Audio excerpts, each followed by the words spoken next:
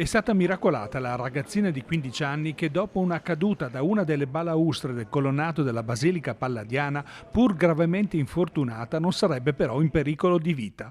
L'incidente è accaduto poco prima delle 13. L'adolescente residente a Atene, seduta sulla balconata, forse per fare un selfie, è precipitata nel vuoto in corrispondenza della scalinata di Piazza delle Erbe.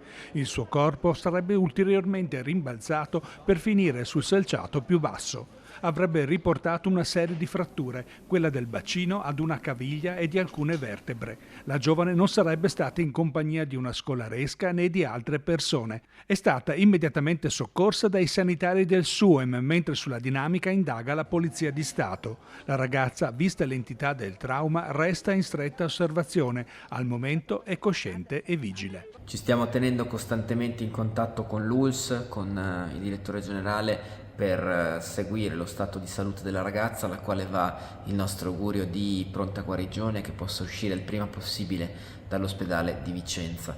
Sono in corso tutti gli accertamenti da parte delle forze dell'ordine, dell'autorità giudiziaria per capire come è potuto accadere. Siamo anche noi in attesa di conoscere l'esito delle indagini.